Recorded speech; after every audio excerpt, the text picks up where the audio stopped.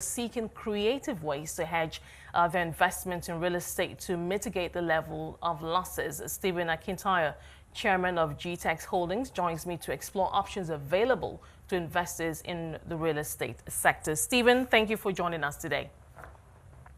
Thank you for having me. As with other sectors, the real estate sector obviously too hasn't been immune, especially to the FX crisis. Of course, we have rising interest rates, lingering inflation, etc. But talk to us about how this is impacted. Let's start from there, how this has impacted the market, the sector so far this year, because analysts tell us that the housing market has seen a spike of about 40% in the cost of leases and sales. Talk to us about the extent of this, of the impact.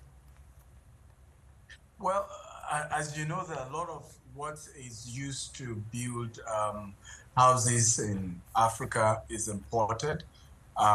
Even a lot of what is also used to even manufacture cement also affected by FX. So naturally, you're seeing the fact that houses are going way up.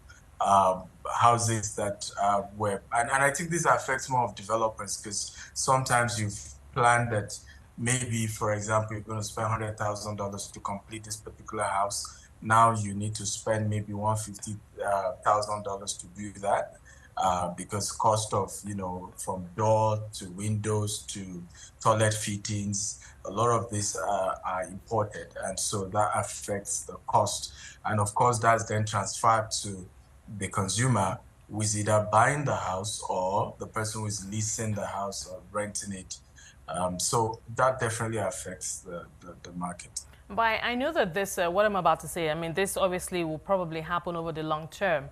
But are we already within the space, already having conversations about how some of these inputs can be manufactured locally? I know that, I mean, the bulk of them are actually not manufactured in the country. But are those kind of conversations already taking place in terms of, some kind of backward integration?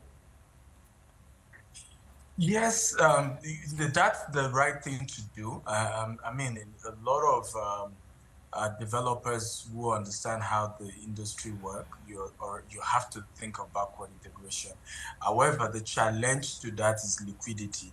The industry is suffering, big time when it comes to liquidity, because the trust level is really, is low. So a lot of people are reluctant to do what we call off-plan sales, where you pay and then gradually, as the developer builds, you have your house. So now you have to go, source for funds, and you don't have too many options there, because of course the commercial banks are not flexible. The rates are ridiculous. So that affects the concept of backward integration. But for us, for example, we're into green and smart homes. So we're creating a lot of competition for young people who can come up with creative ideas to manufacture, and then how do we support that? But that's more of a long-term, strategy, and that can take another 5 to 10 years for a lot of developers to evolve into this. But at least that's our timeline.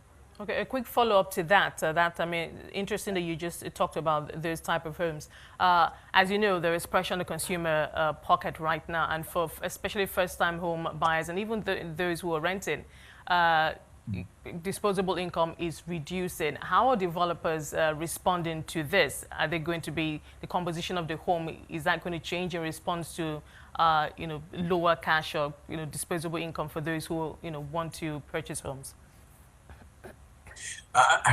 And that's a very good question. So it's another major issue that we're facing in terms of affordability.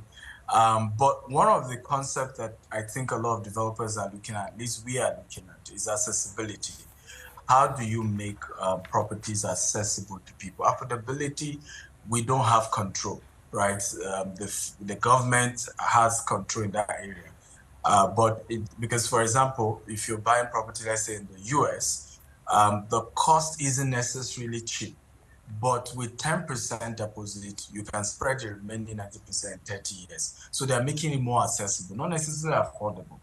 And I think that's the route some of us are considering so that we can deliver on what we're promising people. Another thing we came up with recently, particularly with our cooperative, we have a cooperative where we can come up with a fractional real estate investment, where rather than one person owning a house, 20 people can come together to own one house, and the rental income can be distributed amongst those people. Because you have also a lot, particularly Nigerians in diaspora, who want to invest back at home, Africans in diaspora, but don't necessarily want to live in those houses. But particularly because of the challenges you're seeing in the Western world, with inflation in those places as well, tax in those places as well. So people know a lot of Africans in diaspora want to invest back at home, and they're not necessarily wanting to live there, but they want good returns. So with the concept of fractional real estate is also something we're looking at to make housing accessible. Right, we have about just 1 minute left.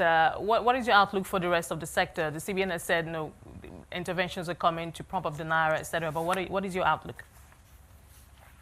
Well, I think if, again, it's follow through that is required, and you have to just be consistent with the right policies. We hope that they can follow through, and then saboteurs can be dealt with, because as the CBN has said, that some of this parallel market is not reflective of the market forces, So we hope that the government can be consistent and follow through the policies that they've come up with. But I think in the long run, it's going to be good. Thank you so much, Stephen, for talking to us today. Appreciate your time on the show.